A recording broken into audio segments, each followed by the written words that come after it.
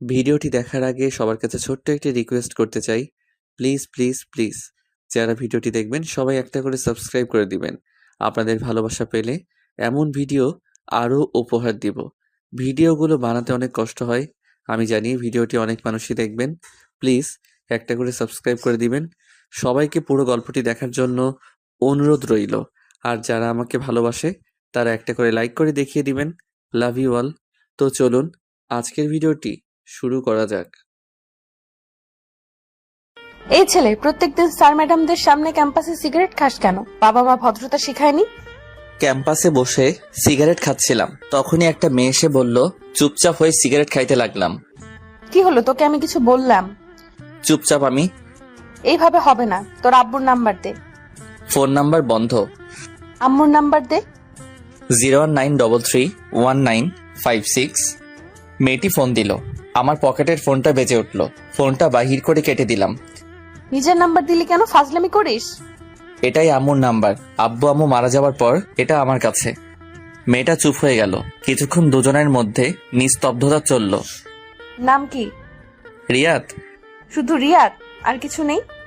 আচ্ছা, কিন্তু যাদের দেওয়া ছিল তারা না থাকায় ব্যবহার করার প্রয়োজন মনে করি না। বাসায় কে কে আছে? কেউ নেই। মানে? একা থাকি, কেউ নেই আমার। থাকিস কোথায়? কলেজের পিছনে একটা বাসায় থাকি।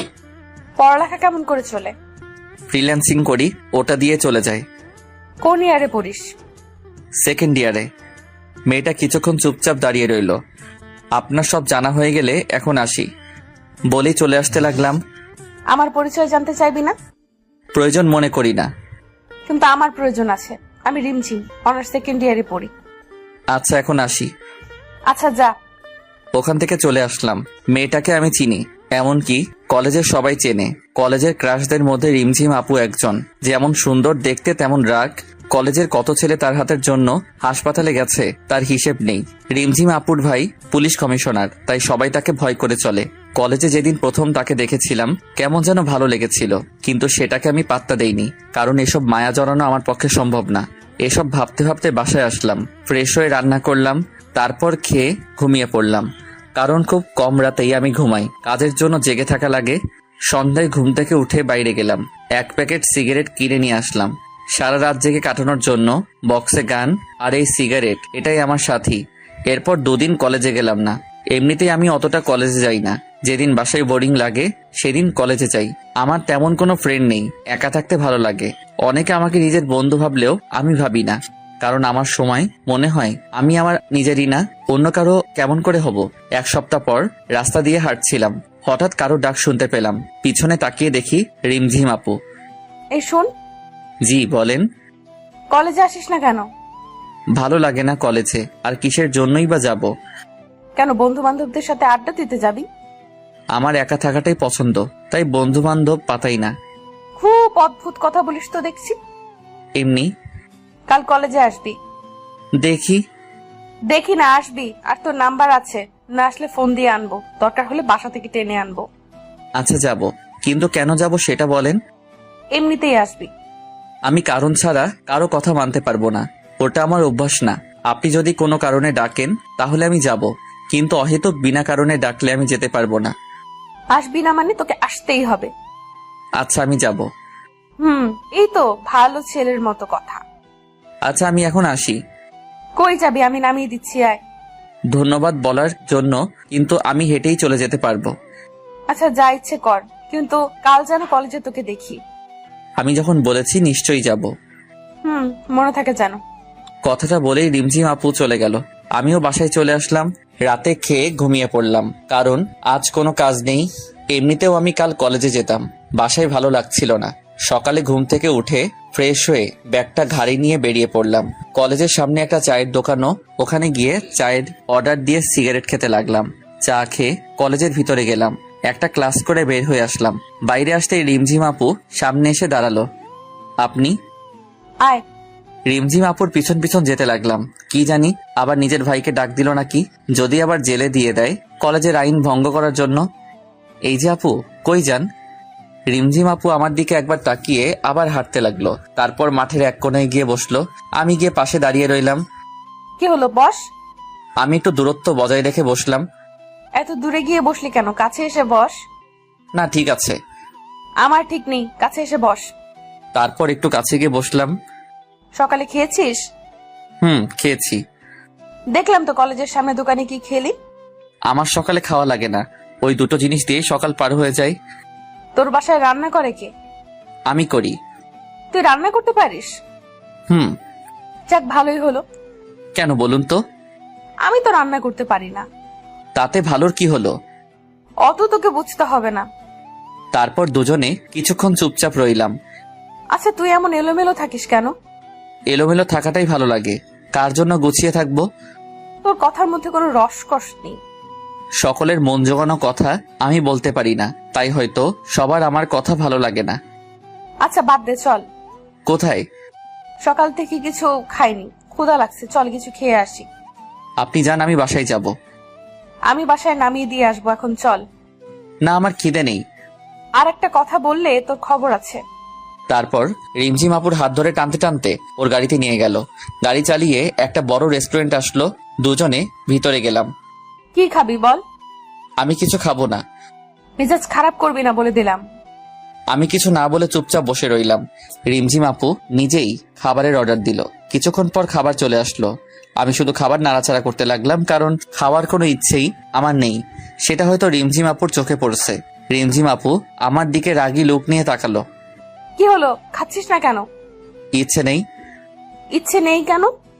জানি না। তারপর রিমঝিম আপু আমার কাছে এসে আমার মুখের সামনে খাবার ধরলো। নে, খেয়ে নে। করুণা করছেন? করুণার কি দেখলি? যা করছেন সবই তো করুণা।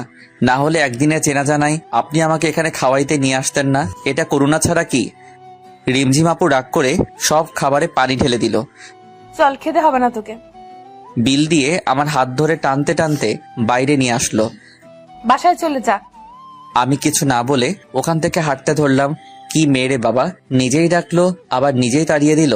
বড় লোক তো, তাই মনে হয় অন্যের জীবন নিয়ে চিন্তা করে না, শুধু নিজের মর্জিতে সবাইকে চালাতে চায়। কি জন্য যে কলেজে আসলাম মনে মনে ভাবলাম আমি। ভালো লাগছিল না, তাই আর বাসায় গেলাম না। 2টা সিগারেট কিনে নদীর পাড়ে গিয়ে বসলাম। সিগারেট ধরিয়ে গাছের নিচে বসে নদীর পানি চলাচল দেখতে লাগলাম। একটু পর ফোনটা বেজে উঠল। Unknown number. ফোনটা রিসিভ করলাম। ফোনটা রিসিভ করার পর ওপাশ থেকে একটা মেইলি কণ্ঠ শুনতে পেলাম। কথা শুনে বুঝতে পারলাম রিমঝিম আপু। কই আছিস? কে আপনি? কই আছিস সেটা বল, এসে দেখাচ্ছি আমি কে। নদীর ধারের গাছের নিচে বসে আছি। দাঁড়া, আমি আসছি, কোথাও যাবি না। প্রায় 10 মিনিট পর রিমঝিম আপু আসলো। এখানে কি করিস? বসে আছি। কেন বলুন তো? তোর হাতে ওটা কি? কই, কিছুই তো নয়। সত্যি বল, হাতে কি? সিগারেট। আপু সিগারেটটা নিয়ে ফেলে দিল আমার হাত থেকে। আজকের পর থেকেও যেন আমার সামনে সিগারেট খাওয়া না দেখি। কিছু না বলে চুপ করে রইলাম, বসে রইলাম। বাসায় যাবি না? বাসায় গিয়ে কি করব? বাসায় গিয়ে নাচবি, আর কি করবি? আমার বাসায় যেতে ইচ্ছে করছে না। আপু আমার পাশে বসে পড়লো, তারপর বলল, সরি তখন তোকে রাগ দেখানোর জন্য। এসব কথা বাদ দেন তো, অভ্যাস আছে, আমি কিছু মনে করিনি। আসলে তুই তখন ওই কথাটা বলার পর মেজাজটা খুব খারাপ হয়ে গিয়েছিল। ভুল তো কিছু বলেছিলাম না। রিমঝিম আপু আমার দিকে তাকালো। কি বলবি আবার বল, কিন্তু এই কথাটা যেন তোর মুখে আর কোনোদিনও না শুনি, বুঝলি? বুঝলাম। আপনি বাসায় যাবেন না? যাব, কিন্তু এটা বল তুই আমাকে আপনি করে বলিস কেন? তাহলে কি বলবো? তুমি করে বলবি। আপনি আমার সিনিয়র, আপনাকে আপনি বলে ডাকা আমার মনে হয় উচিত হবে। বলছি না আপনি বলবি না, কানে কথা যায় না তোর? রিমঝিম আপুর চিল্লানি শুনে বুকটা কেঁপে উঠল। খুব ভয় পেয়ে গিয়েছিলাম। আচ্ছা, ডাকবো না, আজ থেকে তুমি বলেই ডাকবো। মনে থাকে জানো। অনেকক্ষণ ধরে দুজনে চুপচাপ বসে রইলাম। নদীর ধারে হালকা বাতাস বইছে, খুব সুন্দর লাগছে। জানো রিমঝিম, আমার বাবা আমাকে ছোট থাকতে বিকেল করে প্রতিদিন এখানে ঘুরতে নিয়ে আসতেন আমাকে। মন খারাপ করিস না, দেখবি তোর সাথে এখন থেকে যা হবে সব ভালো হবে। হঠাৎ করে রিমঝিম আপু আমার কাঁধে মাথা রাখলো। ব্যাপারটা খুব অদ্ভুত লাগলো। আমি চুপ করে রইলাম। আজ থেকে কখনো নিজেকে একা মনে করবি না, এখন থেকে সব সময় আমাকে তোর পাশে পাবি, কথা দিলাম। আমি কিছু না বলে একটা মুচকি হাসলাম। আমার মুখের দিকে রিমঝিম আপু বলল, কি হলো, হাসছিস কেন? না এমনি। চল এখন বাসায় যাব। চলো। রিমঝিম আপু আমাকে রাস্তার মোড়ে নামিয়ে দিয়ে চলে গেল। দোকান থেকে কিছু খাবার কিনে বাসায় গিয়ে ফ্রেশ হয়ে খেয়ে নিলাম। তারপর ল্যাপটপটা নিয়ে কাজ করতে লাগলাম। একটু পর ফোনটা বেজে উঠলো। ফোনটা ধরলাম। কি করিস এখন? এই তো ল্যাপটপে বসে কাজ করি। খেয়েছিস কিছু? খেয়েছি। ও ভালো, আচ্ছা রাখছি, কাল কলেজে আসবি কিন্তু। ওকে, আসবো। ফোনটা রেখে দিলাম। আমি আবার কালকে কলেজে যাব। যে প্যারা নিলাম উদয় সেই প্যারা আবার নিতে যাব। কাজ শেষ করে আর বাইরে বের হলাম না, বাসায় কাটিয়ে দিলাম। রাতে রান্না করে খেয়ে নিজের কাজ করতে লাগলাম। সকালে ফোনটা বেজে উঠলো। ফোনের নাম্বার না দেখে কানের কাছে নিলাম। হ্যালো, কে বলছেন? কই রে তুই? বাসায় শুয়ে আছি। এখনো ঘুমাচ্ছিস? কয়টা বাজে খেয়াল আছে? কয়টা? 9টা বাজে, তাড়াতাড়ি কলেজে আয়। না, কলেজে যাব না, ভালো লাগছে না বলেই ফোনটা কেটে দিয়ে আবার ঘুমিয়ে পড়লাম। প্রায় 20 মিনিট পর কলিং বেলের শব্দ পেলাম। আমার বাসায় তো কেউ তেমন আসে না। ঘুম ঘুম চোখে গিয়ে দরজাটা খুলে দিয়ে চমকে গেলাম, কারণ রিমঝিম আপু দাঁড়িয়ে। আরে তুমি এখানে? তোকে না বলেছিলাম কলেজে আসতে? ভালো লাগছিল না, তাই যেতে চাচ্ছিলাম না। তুমি আমার বাসা চিনলে কিভাবে? কাল তোকে নামিয়ে দিয়েছিলাম যেখানে, ওই রাস্তা দিয়ে আসলাম। তারপর একটা লোককে জিজ্ঞেস করায় বলে দিল। তোমার এখানে আসাটা ঠিক হয়নি। লোকে কি ভাববে? আর আমি এখানে একা থাকি, বুঝতেও তো পারছো। অত বুঝে লাভ নেই, সর, ভেতরে যেতে দে। আমি কিছু বলার আগেই রিমঝিম আপু ভিতরে ঢুকে পড়লো। তোর বাসাটা তো খুব সুন্দর। আমার আব্বু এটা আমার জন্য রেখে গেছেন। ও ভালো, তাড়াতাড়ি রেডি হয়ে নে, একসাথে খাওয়া দাওয়া করবো, খাবার নিয়ে আসছি। আমি কিছু না বলে ফ্রেশ হতে চলে গেলাম, কারণ যত তাড়াতাড়ি সম্ভব তাকে এই বাসা থেকে বিদায় করতে হবে। আমার তো কিছু না, কিন্তু মানুষ তার নামে খারাপ কথা বলতে পারে। রেডি হয়ে এসে দেখি রিমঝিম আপু খাবার নিয়ে বসে আছে। দুজনে বসে খেয়ে নিলাম। আপু শুধু বকবক করেই যাচ্ছে, আর আমি ভাবতেছি কখন সেখান থেকে যাবে। তাড়াতাড়ি খাওয়া শেষ করলাম। এখন চল তো আমার সাথে। কোথায় যাব? কাজী অফিস, আজ তোকে বিয়ে করব। কি বলছো এসব? তোমার মাথা ঠিক আছে? আমাকে বিয়ে করবি না কেন? আমি কি দেখতে খারাপ? না, সেটা না, কিন্তু তোমার সাথে আমার যায় না। তাই নাকি? কিন্তু আমি যে তোকে বিয়ে করব। রিমঝিম আপুর কথাগুলো শুনে চোখ আকাশে, একভাবে তার দিকে তাকিয়ে আছি। আরে ভেবাচাকা খেয়ে গেলি নাকি? আমি তো মজা করছিলাম তোর সাথে। আপুর কথা শুনে কিছুটা স্বস্তি পেলাম। কই যাবে এখন? আজ তোকে গুছিয়ে আনবো। মানে বুঝলাম না। মানে তোর ওই চুলের ডালা কাটতে হবে, খারাপ লাগছে দেখতে তোকে। লাগবে না, আমি এরকমই ঠিক আছি। আর একবার লাগবে না বললে থাপ্পড় মেরে গাল লাল করে দেব। আপুর কথা শুনে চুপ হয়ে গেলাম। তারপর দুজনে বেরিয়ে পড়লাম। রিমঝিম আপু গাড়ি চালাচ্ছে আর আমি চুপচাপ বসে আছি। কি হলো, চুপচাপ বসে আছিস যে? কিছু তো বল। কি বলবো? রিমঝিম আপু সেলুনে নিয়ে গিয়ে আমার চুলের স্টাইল করিয়ে দিল। তারপর দুজনে শপিং মলে গেলাম। এখানে কেন আসছো? শপিং করব। ও আচ্ছা, কি কিনবেন? আবার আপনি বলিস? সরি, আসলে আমার আপনি বলাটাই বেশি ভালো লাগে। আরেকবার বলে দেখিস, দাঁত ভেঙে দেব। আচ্ছা বাদ দাও তো, কি কিনবা তাড়াতাড়ি কিনো। আমি নিজের জন্য কিনবো, কে বললো? তোর জন্য কিনবো। আমার জামা কাপড়েও কিনবে কেন? এমনি আমার ইচ্ছা হয়েছে তাই। কিন্তু আমার কিছু লাগবে না।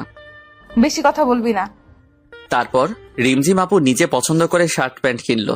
আমি গিয়ে বিল দিয়ে দিলাম। রিমঝিম আপু বিল দিতে গিয়ে ঘুরে আসলো। তোকে বিল দিতে কে বলছে? আমার জিনিস, তাই আমি বিল দিলাম। কেন, আমি কি বলছি তোকে টাকা দিতে? না, এমনি দিলাম। আরেকদিন যদি পাকনামি করিস তাহলে বুঝতে পারবি। চল এখন। রিমঝিম আপু আর কোনো কথা বলল না। রেস্টুরেন্ট গিয়েও আপু কোনো কথা বলছে না। মুখের আগের ছাপ দেখা যাচ্ছে। রিমঝিম আপু ধীরে ধীরে আমার জীবনটাকে নিয়ন্ত্রণ করছে। প্রথমের দিকে খারাপ লাগলেও তার শাসনগুলো এখন খুব ভালো লাগে। পুরনো কিছু স্মৃতি জেগে উঠেছে। এখনো রাগ করে আছো? কি হলো? সরি, আমি বুঝতে পারিনি সত্যি। হয়েছে, আর সরি বলতে হবে না। তারপর খাওয়া দাওয়া করে বেরিয়ে আসলাম। এবার বিল দিতে গেলাম না। ফ্রিতে বকা খাওয়ার শখ নেই আমার। রিমঝিম আপু আমাকে বাসায় নামিয়ে দিয়ে চলে গেল। বিকেলে আর বাসা থেকে বের হলাম না, কাজ ছিল। তাই রাতে খাওয়া করে ঘুমিয়ে গেলাম। সকালে ফোনের রিংটন শুনে ঘুমটা ভেঙে গেল। ফোনটা হাতে নিয়ে দেখি আপু ফোন দিয়েছে। হ্যালো আপু, বলো। কই তুই? কেন, বাসায়। তাড়াতাড়ি ক্যাম্পাসে আয়। ফ্রেশ হয়ে কলেজে গেলাম। কলেজে ঢুকতেই অনেকে হা হয়ে তাকিয়ে আছে। নিজেকে কেমন যেন লাগছে, কারণ নিজের স্টাইল চেঞ্জ করেছি। অগোছালো ছেলেটা আজ ফিটফাট হয়ে কলেজে এসেছে, তাই হয়তো সবাই তাকিয়ে আছে। আমি রিমঝিম আপুকে খুঁজতে লাগলাম। একটু পর আপুকে দেখলাম 3-4টা মেয়ের সাথে একাডেমিক ভবনের দিকে যাচ্ছে। আমি ডাক দিলাম, রিমঝিম আপু। আমার ডাক শুনে পিছনে ফিরে তাকালো। আমি ওদের কাছে গেলাম। কই যাও? ছেলেটা কে রে? দেখতে তো খুব কিউট। রিমঝিম আপু তখন তার বান্ধবীর দিকে রাগি লুকে তাকালো। তোরা যা, আমি তোদের সাথে পরে কথা বলছি। রিমঝিম আপুর বান্ধবীরা আপুর চেহারা দেখে বুঝতে পারছে হাবভাব, তাই কিছু না বলে চলে গেল। এই ছেলে, তোমাকে দেখতে না খুব কিউট লাগছে। রিমঝিম আপু চত্বরে গিয়ে বসে পড়ল। আমি দুইজন বসার মতো দূরত্ব রেখে বসলাম। দুজনে চুপচাপ বসে আছি। এত রাগ কিসের কে জানে। আমি তো আজ আপনি করেও বলিনি, কিন্তু রিমঝিম আপুকে রাগি লুকে অনেক কিউট লাগে। আমি কিছুদিনে লক্ষ্য করেছি রিমঝিম আপু রাগলে গাল দুটো লাল হয়ে যায়। আপু আজ এত রেগে কেন? চুপ। কি হলো বলছো না যে? আমি তো আজ আপনি করে বলিও নি, তাহলে রাগ করে আছো যে? তোর কি কেউ আসবে? আমার আবার কে আসবে? তাহলে মধ্যে যে এত বড় জায়গা ফাঁকা রেখে বসে আছিস কেন? আরে পাশে বসলে সবাই নেগেটিভে মাইন্ড করবে, কেউ ভাববে না যে তুমি আমার আপু লাগো। রিমঝিম আপু আমার কলার ধরে নিজের পাশে টেনে বসালো। আমি তোর কি লাগি ভালো করে বল। তুমি আমার সিনিয়র, সেই হিসেবে আপুই তো হওয়ার কথা। আরেকদিন যদি এই আবাল মার্কা কথা বলেছিস তাহলে তোর খবর করে দেবো, বলদ কোথাকার। তখন রিমঝিম আপুর বান্ধবী কোথা থেকে এসে যেন পাশে বসলো। তখন রিমঝিম আপু যা করলো, রিমঝিম আপু রেগে আগুন হয়ে গেল। আমার হাত ধরে নিজের পাশে বসালো। আয়েশা, তুই এখানে? কেন, আসা যাবে না নাকি? আমি কি সেটা বলছি নাকি? আসলে একা একা ভালো লাগছে না, তাই তোদের সাথে গল্প করতে চলে এলাম। ও, খুব ভালো করেছিস। ছেলেটা কে রে? দাঁড়া, পরিচয় করিয়ে দিই। রিয়াদ, এ হচ্ছে তোমার বড় আপু আয়েশা। আজ থেকে ওকে বড় বোনের মতো সম্মান দিবি, ঠিক আছে? আর আয়েশা, এ হচ্ছে রিয়াদ। আজ থেকে ওকে নিজের ভাইয়ের মতো দেখবি। কি বলছিস এসব? ঠিকই তো বললাম। আমি শুধু ওদের কথা শুনছি। তারপর আয়েশা রিমঝিম আপুকে সাইডে নিয়ে গেল। দুজনে কি যে কথা বলছে, কিন্তু দূর থেকে যা বুঝলাম খুব ঝগড়া করছে। এক পর্যায়ে রিমঝিম আপু কি যেন বলল, আর আয়েশা আপু ওখান থেকে চলে গেল। আপু তখন আমার কাছে আসলো। এতক্ষণ লাগে আসতে, কি কথা বললা? চুপচাপ পাশে বসে পড়লো। কি হলো, কিছু বলছো না যে? শোন, কাল থেকে তুই কলেজে আসবি না। আসবো না কেন? তাহলে আয়েশা তোর সাথে কথা বলতে পারবে না। কিন্তু কথা বললে কি সমস্যা? সমস্যা আছে, ওর কথা বলার দরকার নেই। আমি কথা না বললেই তো হলো, তাতে কলেজে না আসার কি হলো? সেটাও কথা। তুই আয়েশার সাথে কথা বলবি না, এমনকি কোনো মেয়ের সাথে কথা বলবি না, ঠিক আছে? আর যদি দেখি তাহলে তোর একদিন কে আমার একদিন। কি বলবো ভেবে পাচ্ছি না। রিমঝিম আপুর এমন আচরণ আমায় বেশ অবাক করেছে। কি হলো, কি কথা বল, মনে থাকবে তো? থাকবে। এই তো ভালো ছেলে, এখন ক্লাসে যা। রিমঝিম আপু নিজের ক্লাসে গেল, আমি আমার ক্লাসে চলে গেলাম। এভাবে বেশ কয়েকদিন পার হয়ে গেল। রিমঝিম আপু আমার জীবনটাকে নিজের মতো চালাতে শুরু করলো, যেমন কোনো আপনজন করে। এসব করার অধিকার আমি রিমঝিম আপুকে অনেক আগেই নিজের মন থেকে দিয়ে দিছি, কারণ আমি মনে মনে রিমঝিম আপুকে অনেকটা ভালোবেসে ফেলেছি। নিজের এই মনটাকে অনেকবার বোঝাতে চেষ্টা করেছি তার সাথে আমার যায় না, কিন্তু মনটা মানেনি, ছুটে গেছে তার কাছে। আমি জানি আমি যেদিন রিমঝিম আপুকে আমার ভালোবাসার কথা বলবো সেদিন হয়তো সব শেষ হয়ে যাবে, আর আমি সেটা চাই না। তাই আমি তাকে নীরবে ভালোবেসে যাব, কখনো তার কাছে নিজের ভালোবাসার দাবি নিয়ে যাব না। হয়তো শেষে আমার ভালোবাসাটা এক কোণে পড়ে রয়ে যাবে। কথাগুলো ভাবতে ভাবতে মনটা খারাপ হয়ে গেল। কি রে, মন খারাপ করে এভাবে বসে আছিস কেন? কই না তো। মিথ্যা বলবি না। তেমন কিছু না আপু। আচ্ছা বাদ দে, আয় তোর সাথে একজনকে পরিচয় করিয়ে দিই। আমি রিমঝিম আপুর সাথে গেলাম। রিমঝিম আপু কাকে যেন ফোন দিয়ে ডাকলো। একটু পর একটা ছেলে বাইক নিয়ে আসলো। রিয়াদ, এ হলো রনি, আমার কাজিন, আর রনি এ হলো রিয়াদ। হাই, কেমন আছেন? হ্যালো, তুমি তাহলে রিয়াদ? আপনি আমাকে চিনেন? কিন্তু রিমঝিমের মুখে তোমার কথা অনেক শুনেছি। এই বয়সে তুমি একাই চলাফেরা করো, এটা অনেক ভালো ব্যাপার, সবাই পারে না। আমার আব্বু একটা কথা বলতেন, পাশে যখন কেউ থাকবে না তখন নিজে উঠে দাঁড়াতে হয়। উঠে দাঁড়ানোর সময় কাউকে পাশে পাবি না, তাই নিজে নিজে চলতে শিখতে হবে। আর আমি একাই চলতে শিখে গেছি, সামনের দিনগুলোতেও একাই হয়তো থাকতে শিখে যাব। কথাটা বলার পর রিমঝিম আপু আমার দিকে তাকালো। তারপর তিনজনে বসে অনেক কথা বললাম। রিমঝিম আপু রনির বাইকে করে বাসায় চলে গেল, আর আমি আমার বাসায় চলে আসলাম। রনি নাকি এখন থেকে আমাদের কলেজেই পড়বে। পরের দিন ঘুম থেকে উঠে ফ্রেশ হয়ে কলেজের দিকে বেরিয়ে পড়লাম। কলেজে ঢোকার আগে চায়ের দোকানে গেলাম, 1 কাপ চা অর্ডার দিলাম। চা আসতে আসতে একটা সিগারেট কিনে ধরালাম। এর মধ্যে রিমঝিম আপুর ফোন। হ্যালো। কই তুই? এই তো যাচ্ছি। তাড়াতাড়ি আয়। চা আর সিগারেট খেয়ে কলেজে গেলাম। রিমঝিম আপু মাঠের এক কোণে বসে আছে। আমি রিমঝিম আপুর থেকে একটু দূরে গিয়ে বসলাম। রিমঝিম আপু আমার কাছে চেপে আসলো। আমি চুপচাপ আছি। তোকে কতবার বলেছি সিগারেট খাস না। তুমি হয়তো একদিন চলে যাবে, কিন্তু এটাই হয়তো আমার পাশে থেকে যাবে। আমার কথাটা শুনতে পেয়ে কিছুক্ষণ চুপচাপ আমার দিকে তাকিয়ে রইল। তুই কি কিছুই বুঝিস না? কেন, কি আবার? বুঝলাম না। কিছু না। রিমঝিম আপু মন খারাপ করে বসে রইল। আমি চুপচাপ তার মায়াবী মুখটা দেখতে লাগলাম। তারপর আপু উঠে কিছু না বলে চলে যেতে লাগলো। আমি পিছন থেকে ডাক দিলাম, কিন্তু শুনলো না। নিজের গাড়িতে গিয়ে বসলো। আমি গাড়ির সাইডে দাঁড়িয়ে রইলাম। কিছুক্ষণ পরে গাড়ির গ্লাস খুললো। চোখ দুটো লাল হয়ে আছে। উঠ, বাসায় নামিয়ে দেই। আমি উঠে বসলাম। রিমঝিম আপু আমাকে নামিয়ে দিয়ে চলে গেল। অন্যদিন আসার সময় হাজারটা কথা বলবে, কিন্তু আজ একটাও কথা বললো না। এরপর কাজের চাপে এক সপ্তাহ কলেজে যাওয়া হলো না। এক সপ্তাহ পর কলেজে গিয়ে দেখলাম রিমঝিম আপু আর রনি বসে আছে। দুজনে বসে আছে আর হেসে হেসে কথা বলছে। আজ রিমঝিম আপু কলেজে আসলো, তবুও একবার ফোন দিল না। খুব অবাক হলাম। এই কয়েকদিন অনেকবার দেখা করতে বলেছে, কিন্তু এই এক সপ্তাহে প্রায় সারাদিন ল্যাপটপ নিয়ে বসে থাকতে হয়েছে। অনেক বড় একটা ক্লায়েন্ট পাওয়ায় কাজ অনেক বেশি ছিল। আমি ভাবলাম হয়তো ভাবছে আমি কলেজে আসবো না, তবুও একটা ফোন তো দিতে পারতো। আমি ওদের না দেখার ভান করে ক্লাসে যেতে লাগলাম। তখন পিছন থেকে রিমঝিম আপু ডাক দিল। আমি ওদের কাছে গেলাম। কেমন আছিস? ভালো আপু, তুমি? ভালো। বস এখানে। ওদের থেকে একটু দূরত্ব বজায় রেখে বসলাম। ওরা দুজনে কথা বলছে, আমি চুপচাপ ফোন টিপতেছি। এর মাঝে রিমঝিম আপু আমার সাথে একটা কথা বলেনি। ব্যাপারটা খুব খারাপ লাগলো। অন্যদিন কলেজে না আসলে ডেকে এনে ঘন্টার পর ঘন্টা কথা বলতো, আর আজ পাশে বসে আছি তাও মুখ ফুটে একটা কথা বলছে না। এক সপ্তাহে এতটা বদল। তোমরা একটু কথা বলো, আমি স্যারের সাথে কথা বলে আসি। রিমঝিম আপু উঠে চলে গেল। জানো রিয়াদ, রিমঝিমের মতো মেয়ে পাওয়া ভাগ্যের ব্যাপার। মানে বুঝলাম না। তুমি জানো না, রিমঝিম আর আমার বিয়ে ঠিক হয়ে আছে। আমাদের পরীক্ষা শেষ হলে বিয়ে দেওয়া হবে। রনির কথাটা শুনে বুকের ভেতরটা কেমন যেন করতে লাগলো। চোখ মুখ অন্ধকার হয়ে গেল। জানতাম এমন কিছু হবে, কিন্তু এত তাড়াতাড়ি হবে তা বুঝতে পারিনি। খুব খারাপ লাগছিল। কি করব বুঝতে পারছি না। এক নিমিষে মনে হয় সব শেষ হয়ে গেল।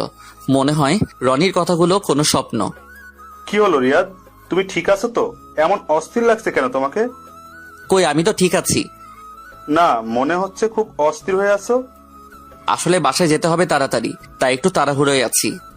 ও আচ্ছা। আচ্ছা আমি চলে যাই। রিমঝিম আপু আসলে বলে দিয়েন আমি চলে গেছি। এখনই চলে যাবে? রিমঝিম আসুক। না, একটা বড় ক্লায়েন্ট নক দেওয়ার কথা আছে, আমাকে যেতেই হবে। আচ্ছা তাহলে যাও। আমি ওখান থেকে বাসায় চলে আসলাম। বাসায় এসে আব্বু আম্মুর ছবিটা হাতে নিয়ে বসে পড়লাম। খুব মিস করছি তাদেরকে। আজ কেন তোমরা আমাকে এত তাড়াতাড়ি ছেড়ে চলে গেলে? আমার মতো অবাকা হয়তো খুব কমই আছে। ভালোবাসার মানুষগুলো সব একে একে ছেড়ে চলে যায়। প্রথমে তোমরা চলে গেলে, এখন রিমঝিম আপু। আম্মু জানো, আমি না রিমঝিম আপুকে খুব ভালোবাসি। রিমঝিম আপুর সাথে থাকলে তোমার কথা খুব মনে পড়ে। রিমঝিম আপু একদম তোমার মতো শাসন করে। তুমি যেমন আমাকে খাইয়ে দিতে, রিমঝিম আপুও আমাকে মাঝে মাঝে খাইয়ে দিত। কোনো ভুল করলে বকা দিত। তুমি যেমন আমাকে একা করে ছেড়ে গেলে, সেও চলে যাবে একদিন। কিন্তু আম্মু জানো কি, আমি না ওকে ভুলতে পারবো না। তোমাদের যেমন আমি কোনোদিন ভুলতে পারবো না, তেমনি তাকেও আমি কোনোদিন ভুলতে পারবো না। আমি কি করব তোমরাই বলো। খুব কষ্ট হচ্ছে আমার। বুকের ভেতরটা পুড়ে ছারখার হয়ে যাচ্ছে। শুধু তার কথাই মনে পড়ছে। আম্মু আব্বুর ছবি জড়িয়ে ধরে কান্না করতে করতে ঘুমিয়ে পড়লাম। মাঝরাতে ঘুম ভাঙলো। ঘুম ভাঙার পরে মনে হলো ঘটে যাওয়া ঘটনাগুলো স্বপ্ন ছিল, কিন্তু পরে বুঝতে পারলাম কিছুই মিথ্যে না। শুধু আজ আমার ভালোবাসাটা মিথ্যে হয়ে গেল। চাপা পড়ে গেল কষ্টের মাঝে। ঘুম থেকে উঠে যখন বুঝতে পারলাম যে প্রিয় মানুষটা আর আপনার জীবনের অংশ হবে না, তখন যন্ত্রণার সীমানা থাকে না। তখন ইচ্ছে করে হয়তো আর ঘুম হয় না। সিগারেটের প্যাকেটটা নিয়ে জানালার পাশে গিয়ে বসলাম। আজ চাঁদের আলোটাও কেমন যেন ফ্যাকাশে মনে হচ্ছে। যে করেই হোক এই কষ্ট থেকে আমাকে সামলে উঠতে হবে। জীবনে অনেক কষ্ট পেয়েছি, আর কষ্ট নিতে পারতো না। সিগারেট ধরিয়ে বসে রইলাম। একসময় লক্ষ্য করলাম সিগারেটের ফিল্টারটা ভিজে গেছে। তারপর চোখে হাত দিয়ে দেখি চোখ দিয়ে পানি পড়ছে। হাতটা কাঁপছে। জোরে জোরে কান্না করতে লাগলাম। আম্মু বলতো কান্না করলে বুকটা হালকা লাগে। আজ খুব একা লাগছে। সারা রাত কান্না করলাম। কিছুটা হলেও বুঝতে পারলাম যে দুনিয়ায় কেউ কারো নয়, একা থাকাটাই ভালো। যত কারো প্রতি মায়া বাড়াবেন তত কষ্ট পেতে হবে। প্রায় এক সপ্তাহ লাগলো রিমঝিম আপুর মায়াটা কিছুটা কাটিয়ে উঠতে। তারপরেও তার সামনে গেলে নিজেকে আটকে রাখতে পারবো কিনা জানি না। তাই আর কলেজে যাব না ঠিক করলাম। এভাবে 10 দিন কেটে গেল। ফোনটাও অফ করে রেখে দিছি যাতে কেউ ফোন দিতে পারে না। এখনো রাতে ঘুমাতে পারি না, তাই ঘুমের ওষুধ কিনে রাখছি। ঘুমের ওষুধ খেয়ে রাতটা পার হয়ে যায়, আর দিনের বেলা সিগারেট তো আছেই। এই 10 দিনে সিগারেট খাওয়াটা একটু বেড়ে গেছে। সকালে ঘুম থেকে উঠে একটা সিগারেট ধরিয়ে সেটা শেষ করে ব্রাশ করে বাইরে বের হলাম। নাস্তা করে বাসায় গেলাম, গিয়ে কাজ করতে লাগলাম। এই 10 দিনে কাজ একদম করা হয়নি। নিজের 1 বছর চলার মতো যথেষ্ট টাকা আছে, আর আব্বু আম্মু চলে যাওয়ার আগে যা রেখে গেছে তাতে আমার সারা জীবন চলে যাবে। তারপরও ফ্রিল্যান্সিং করি। সিগারেট খেতে খেতে কাজ করতে লাগলাম। একটু পর দরজার বেল কে যেন বাজালো। দরজা খুলে দিতেই সামনে দেখে রিমঝিম আপু দাঁড়িয়ে হাত উঠালো মারার জন্য। তারপর কি যেন ভেবে হাতটা নামিয়ে নিল। চোখের নিচে কালো দাগ পড়ে গেছে। কেমন আছিস? ভালো আপু, তুমি? ভালো। কেমন শুকিয়ে গেছিস? খাওয়া দাওয়া করিস কি না? আসলে কাজের চাপে খাওয়ার কথা মনেই থাকে না। ও, আমি তো ভাবছিলাম। কি ভাবছিলা? কিছু না, ভেতরে আসতে বলবি না? হ্যাঁ আসো। রিমঝিম আপু ভিতরে এসে চারদিকে তাকালো।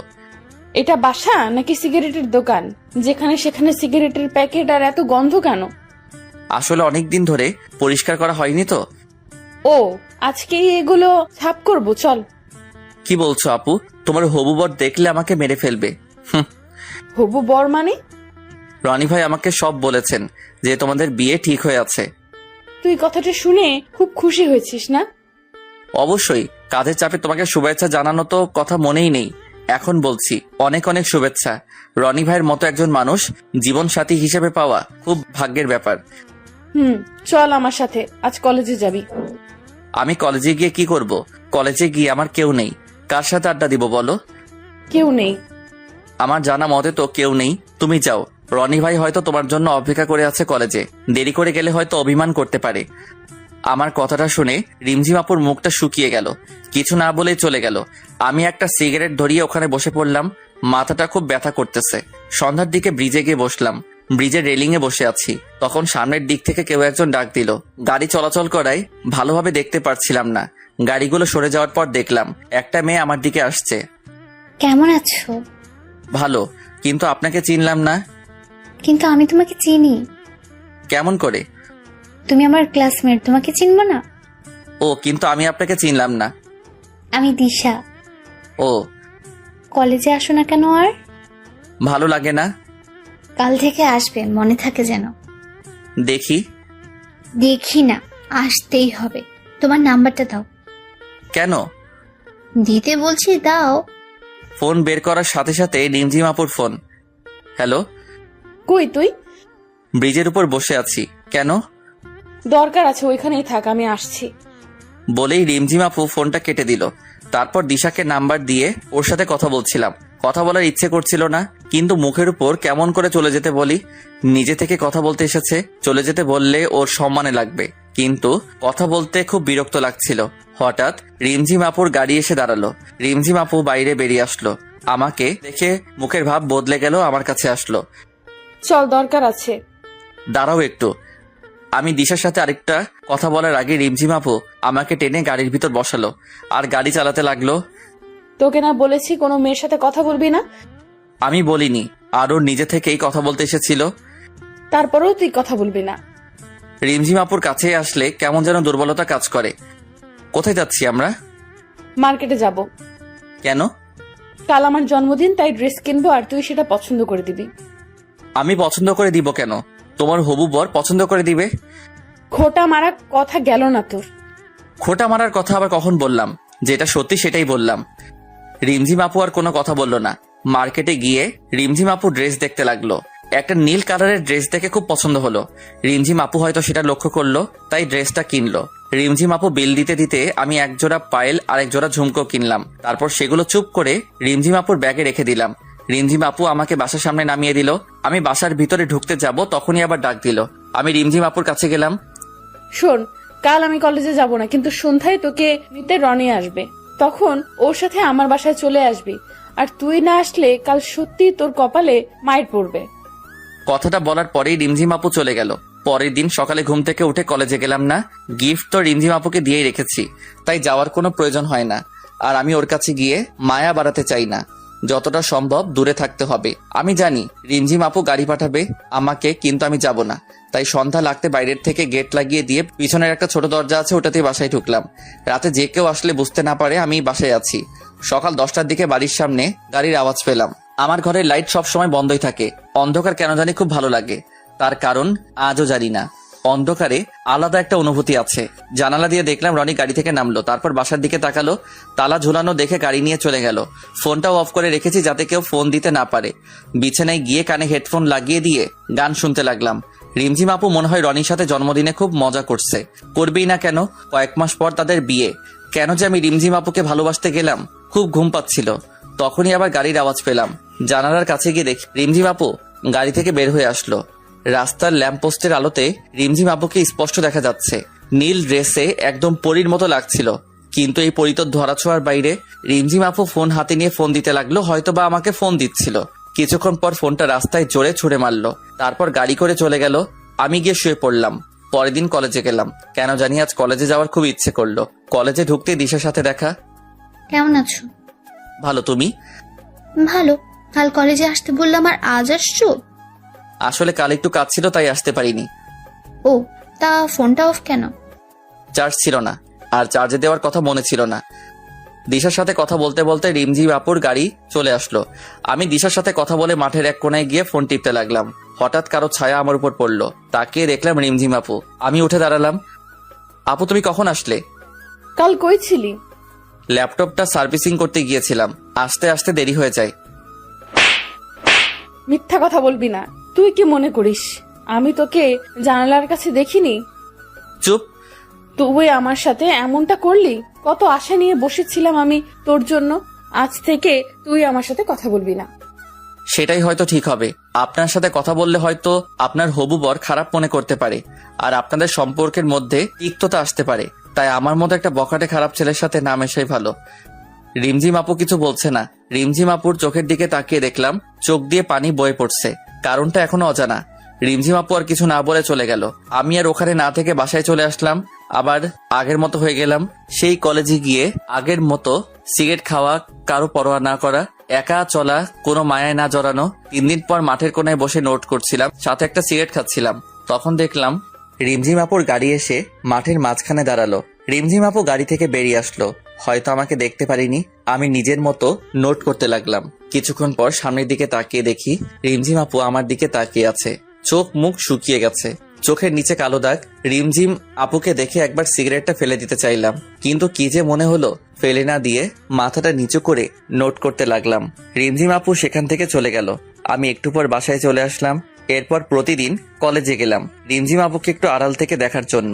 প্রতিদিন নিজের মনকে বলি কাল আর যাব না, কিন্তু পরের দিন ঠিকই কলেজে চলে যাই।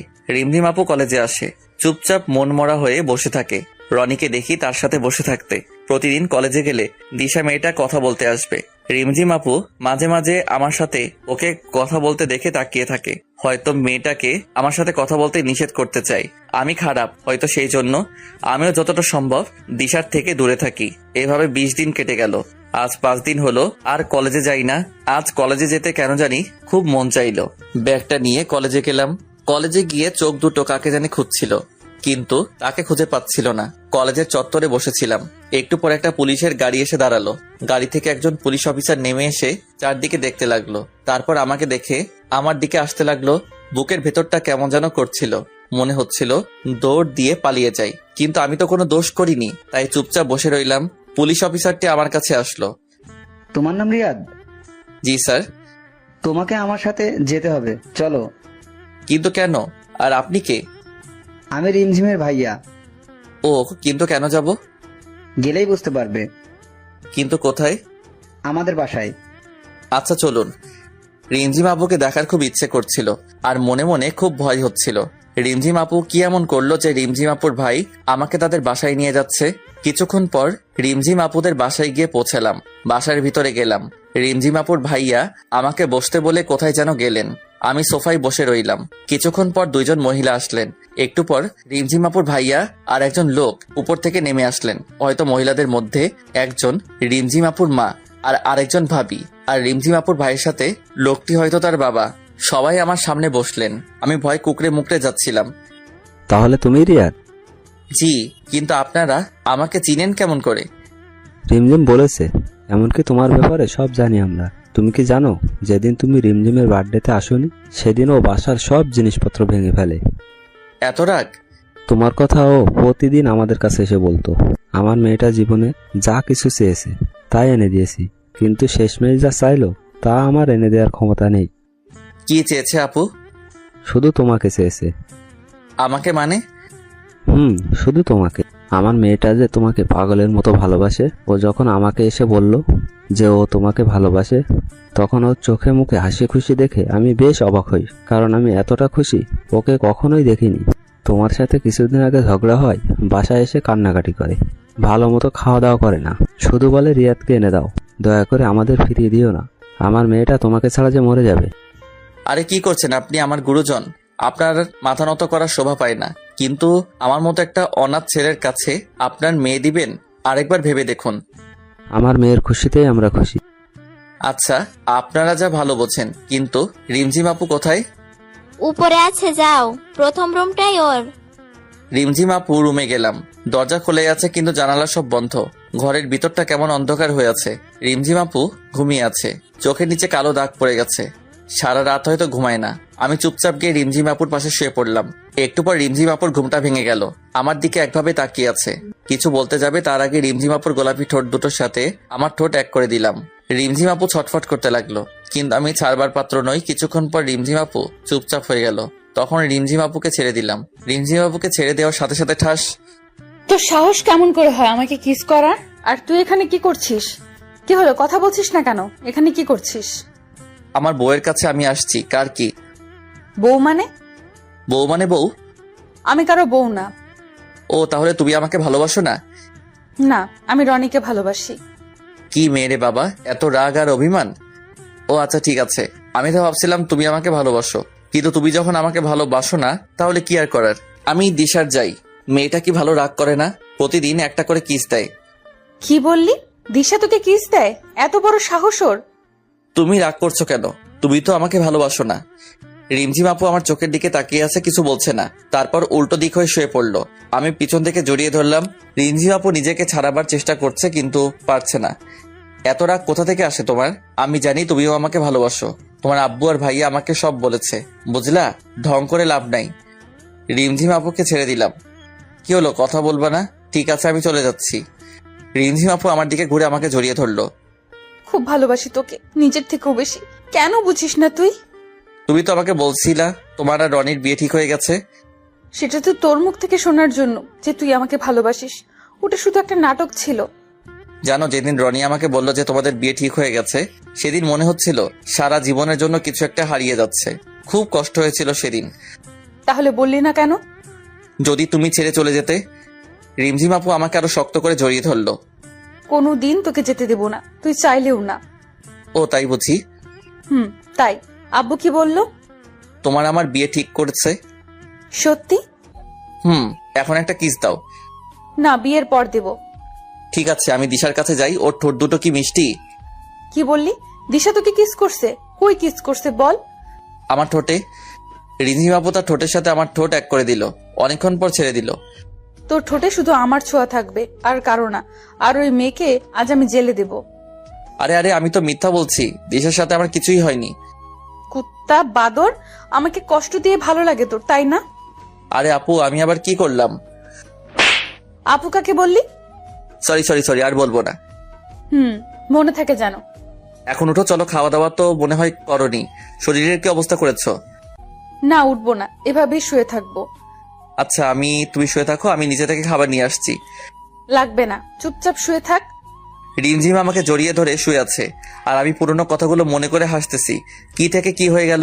সময় বড় অদ্ভুত, কার কপালে কি লেখা আছে কেউ বলতে পারে না। আর কতক্ষণ শুয়ে থাকবা? এবার তো ওঠো। বললাম তো উঠবো না। আমি রিমঝিম আপুকে নিজের থেকে ছাড়িয়ে নিলাম। তারপর রিমঝিম আপুকে কোলে তুলে নিয়ে নিচে নিয়ে আসলাম। কেউ দেখার আগে নামিয়ে দিলাম। কিছু খেয়ে নাও। পারবো না খেতে, খাইয়ে দে। আচ্ছা দাঁড়াও।